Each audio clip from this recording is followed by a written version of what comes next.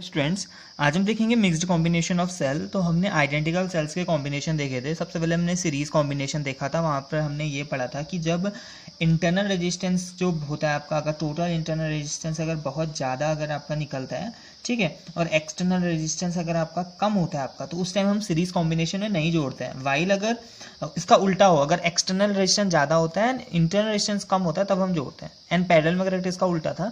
अब आते हैं मिक्स्ड कॉम्बिनेशन। कभी कभी ऐसा होता है ना, सीरीज में लगा के सेल्स को ना सीरीज में कनेक्ट करके कुछ फायदा हो रहा होता है, ना पैरेलल में लगा के कुछ फायदा, तब हम मिक्स्ड कॉम्बिनेशन में लगाते हैं। मिक्स्ड कॉम्बिनेशन का मतलब है कि कुछ सेल्स को हमने सीरीज में लगा दिया एंड देन फिर हमने पैरेलल में कनेक्ट कर दिया आप लोगों का। तो देखने में वो स्ट्रक्चर कुछ इस तरीके का आपका लगेगा। तो ये है एक सेल आपका, ठीक हो गया। ये दूसरा सेल ऐसे ही मैंने लगा दिया यहाँ पर एन सेल, ठीक हो गया। तो यहाँ पर मैंने एन सेल्स हैं जिनको मैंने सीरीज में लगा दिया है आपका। नाउ मैं ऐसी ही 3-4 और लाइंस यूज कर देता हूँ। देखो ये, ठीक है। अब मैं पैरेलल कॉम्बिनेशन लगा रहा हूँ। ये दूसरी लाइन हो गई आपकी, दूसरा एकदम सेम आइडेंटिकल टाइप का, ठीक है। ऐसे ही बीच में है बहुत सी लाइंस एंड देन आपका फाइनली यहाँ पर भी आपका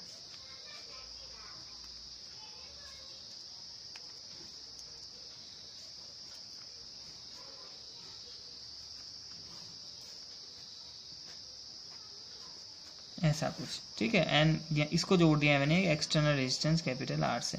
तो that was E, that was R, E and R. और जो टोटल यहाँ पर जो लाइंस हैं वो कितनी है हमारे पास, एम लाइंस हैं, ठीक है। तो मैं ये कुछ बोल रहा हूँ आप लोगों का, ठीक है। तो ये होता है आपका मिक्स्ड कॉम्बिनेशन, जिससे हमने क्या किया है आप लोगों का, कुछ सेल्स हैं, एन सेल्स को सीरीज में लगा रखा है एंड ऐसी ही लाइंस को क्या कर रखा है, पैरेलल में। इतनी ही रोज आपका, कुछ एम रोज हमने यूज कर रखी है आपका। तो ये होता है आपका मिक्स्ड कॉम्बिनेशन, जिसमें हमारा सीरीज में भी दिख रहा है आपका एंड पैरेलल में भी दिख रहा है, ठीक हो गया। अब इस केस में हम सबसे पहले टोटल ईएमएफ निकालेंगे, फिर वैसे ही total internal resistance, total resistance and then देखेंगे करंट आपका।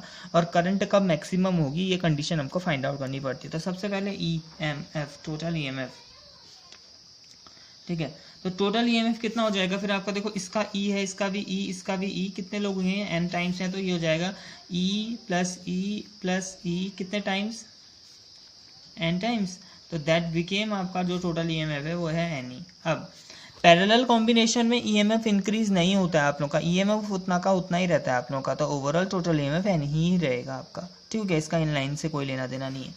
नाउ अब निकालते हैं हम आपका टोटल इंटरनल रेजिस्टेंस आपका, ठीक है। तो अब यहाँ पर समझना आपका, जब हम टोटल इंटरनल रेजिस्टेंस निकालेंगे तो देखिए आपका ये एक रो का, सबसे पहले हम 1 रो का इंटरनल रेजिस्टेंस निकाल देते हैं।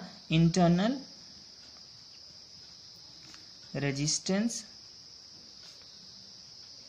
इन 1 रो, एक रो में आप लोगों का ये जो एक रो है यहाँ पर टोटल इंटरनल वो हो जाएगा। देखो ये भी आर, ये भी आर, ये भी आर, सब सीरीज में आपका। तो ये जाएगा R plus R plus R, कितना टाइम्स, एन टाइम्स। तो दैट बिकेम आपका एन आर। नाउ क्योंकि ये सेम लाइन है, इसका भी रेजिस्टेंस एन आर आ गया, इसका भी रेजिस्टेंस एन आर, इसका भी रेजिस्टेंस एन आर, कितनी टाइम्स है ये, एम टाइम्स, और सब पैरेलल में है। तो कितना आ जाएगा टोटल इंटरनल रेजिस्टेंस। तो 1/r equivalent is equal to जाएगा 1/nr प्लस 1/nr प्लस कितना टाइम्स, एम टाइम्स, ठीक है। तो ये आ जाएगा आपके पास m/nr। यहाँ से r इक्विवेलेंट आ जाएगा आपका, ये तो 1/r इक्विवेलेंट है ना, तो r इक्विवेलेंट आ जाएगा आपका nr/m, ठीक है। तो अब हम निकालते हैं टोटल रेजिस्टेंस। तो टोटल रेजिस्टेंस कितना हो जाएगा फिर आपका, टोटल रेजिस्टेंस वो हो जाएगा आपके पास nr/m प्लस कैपिटल R, ठीक हो गया। इतना सही काम है आपका।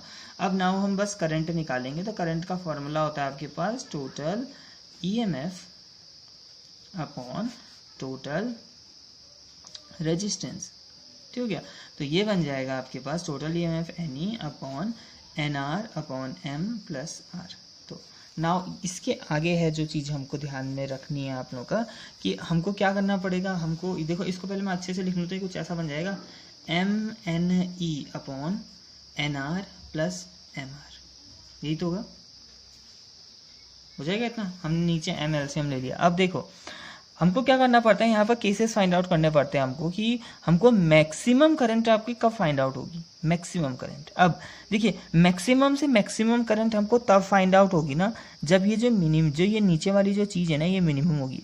मैक्सिमम कब हो सकता है, करंट ज़्यादा से ज़्यादा तब मिलेगा ना जब ये वाला जो नीचे वाला जो चीज़ है ये छोटे से छोटा हो आपका। तो इसका मतलब है कि हमको NR प्लस MR की सबसे स्मॉलेस्ट वैल्यू फाइंड आउट करनी है आपका। अगर हमने वो सबसे स्मॉलेस्ट वैल्यू फाइंड आउट कर दिया, अगर ये नीचे वाला जो टर्म है ना, इसकी अगर हमने सबसे छोटी वैल्यू फाइंड आउट कर दी और अगर हम यहाँ रख देंगे तो क्या आ जाएगा हमारे पास, करंट मैक्सिमम आ जाएगी। तो अब हमको बस इतना फाइंड आउट करना है आप लोगों का कि NR और MR की सबसे छोटी वैल्यू क्या पॉसिबल है आप लोगों का। तो इसके लिए काम करना पड़ता है जो थोड़ा सा अलग है आप लोगों का। तो हम सबसे पहले ना NR प्लस MR को मैं कुछ ऐसा लिख सकता हूँ आपके पास, अंडर रूट NR का square plus under root MR का स्क्वायर लिख सकता हूँ, लिख सकता हूँ। अंडर रूट भी लगा रखा है साथ में स्क्वायर भी, तो बात वही है, यही चीज़ ये है। ठीक हो गया। अब मैं क्या करूँगा ना, मैं इसको अंडर रूट NR का स्क्वायर से रहने देता हूँ, अंडर रूट MR का स्क्वायर से रहने देता हूँ।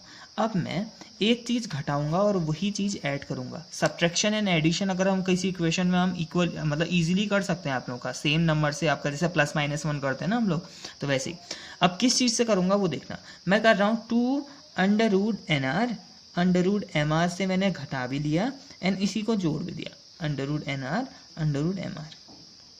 नाउ फर्स्ट टर्म क्या बन जाएगा, ये देखो पहला दूसरा और तीसरा मिलकर क्या बन जाएगा, अंडर रूट NR का square plus under root MR का square minus 2 under root NR MR, मतलब ये बन गया under root NR minus under root MR का होल स्क्वायर। अगर इसके स्क्वायर को खोलोगे तो ऐसा ही आएगा, ये फर्स्ट के 3 टर्म ही आएंगे एंड पीछे बन गया आपके पास 2 under root NR under root MR।